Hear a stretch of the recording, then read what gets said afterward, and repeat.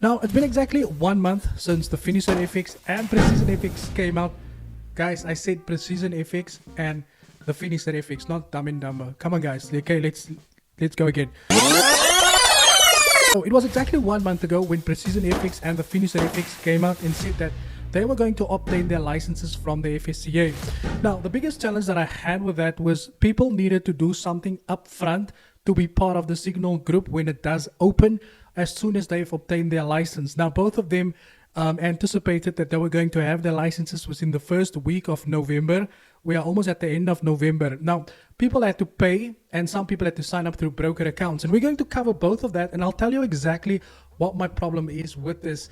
Now, we're going to start with the Finisher FX, right? Right after he announced that he was not going to sell signals anymore because the FSCA was coming out and say that you need to pay for signal services, Precision FX was the first person to come out and said that he's announcing $100 to the mill challenge. Now, this is something that we've heard before because we've seen Alex G do it, and now we've got the FX goats having people running wild because they're also now turning $50 into the mill. What I don't understand about these challenges, first of all, is why you cannot just say your investor's password with the people that you are basically trying to fool. But this was the first step to the stunt that they're going to pull to the public, and then later on found out that this was not going to work, right? Then not even a couple of days thereafter, the Finisher FX then came out once again and he announced that, okay, so on the 29th of October, he then came out and says, guys, this is an official update, and informed the public that he's pleased to announce that as early as this coming week. Now, remember this was published on the 29th of October. I would have assumed within that first week, we would have probably seen them licensed, right? Now, I've covered a full video on the announcement that they made over here, and I thought to myself, this is actually fire, right? But not really, because it basically never turned out. This is that we are pleased to announce that as of early, okay, we expected to obtain our licenses. Now, I'm okay with that. Informing the public that you are doing the right thing, I can agree with that. That's okay. That's fine. What I did have a problem with is that what he did in particular, and we're going to get to Precision FX right now, okay? What he did is that he was running a limited pre-sale offer where he said that in anticipation of our relaunch, we are offering an exclusive sale at 1,000 Rand to secure a spot on our waiting list. Now, the actual price for the Signal groups would have been 1,500, but to secure your spot in anticipation that the FSCA was going to get them a license, they are basically running a pre-sale. He's running a pre-sale of 1,000 Rand. Now, I don't know how many people had paid for that because he still didn't obtain his license, and the Signal group is probably existing somewhere, but he's not going to come out and tell people that we have a Signal group at the moment, right? It's top secret. It says here, to secure the spot on our waiting list, after the license announcement, prices will revert back to standard rates. Now, the standard rates would cost you a 50% more on the VIP Signal group. Okay, this is there. Thank you for your patience and continued trust in the Finisher FX. Now, keep in mind, this was announced about a month ago, right? And throughout that period, he was obviously collecting people's money for those who believed that he was going to bring back the Signal services based on the fact that he was going to obtain a license. And clearly, as it sees now, he wouldn't even meet the fit and proper requirements. Now, for those of you who don't know what the fit and proper requirements are, I will leave a full, no, I've actually done a video on that that you can check out on the YouTube channel here as well. But there's things like financial soundness, meaning that you need to have proven that you've got a lot of money, and things that these guys wouldn't even get to meet on that as well. But my biggest problem that I had with this is he was already collecting people's money on the fact that he was going to get his license. Did he get the license?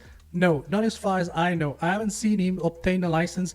There's no FSP number that he has given the public to say that, look, yeah, I have obtained my license and I'm now ready to go. The main question here is, what the fuck happened to the people's money? Are they all being sent signals in a quiet little room where nobody needs to see? Or did he still hold on to that money and telling people, don't worry, the Signal group is going to return. We're just waiting for more things from the FSCA. And after promising the people that they were going to get the license within the first week. Next up, we got over here was Precision FX. He says that, I'm proud to announce that the signals are coming back on the 1st of November 2024 as we are obtaining our licenses, right? Another lie that never happened. But the gag here with him again is that in the process of getting our license, we have to ensure that everyone use the recommended broker now on the from now on under the FSP license. Right now, he's telling people that they need to sign up through a broker that he recommends before they can actually use his services, which is actually fucked up. It makes no sense. But I want you to talk about the name. Is that how do you tell someone in order to sign up for the signal services under a license that I'm going to obtain, I need you to sign up under another broker who's got a license? Wait, now I am confused. That makes absolutely no sense. Now, he already had thousands and thousands of people who had signed up under this broker account, right? They are already trading the account and he's already receiving commissions from these accounts also. And where is the license? Where is the license? I don't know, man. There's no license. It doesn't exist. Now, the point that I'm trying to prove here, this is an ongoing attempt to show and prove to you guys that most of these guys, they cannot live off not making money from the public. They will always come back and take money from the public because why? I've said this before and I will say it again, right?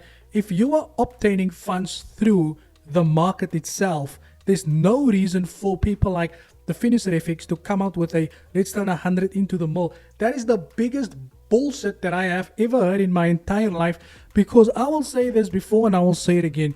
If you ever want to prove that you are good at trading in this industry, what you need to do is say that investor password, and not like Andy did it for 1 day or 1 week because he had a winning streak and wanted people to see his trading history. No, we want to see how you go from $100 and take it all the way up to the mill. That's all we want to see. But instead, you guys are coming here with these tactics. And also, another thing is that stop involving the public into your, yeah, you know what? It's like you guys cannot stay away from taking money from the people. It's like there's no other way but to take money from the public. I thought this FSCA story would have just put everyone to rest and everyone would have been independent traders, maybe do, you know, live trading with the people for free. But you guys are still out here. You openly lie to the public about obtaining a license when you know you do not, or you're not going to get it at all. That is it from my side, guys. Thank you for your time, and as always, cheers for the ears.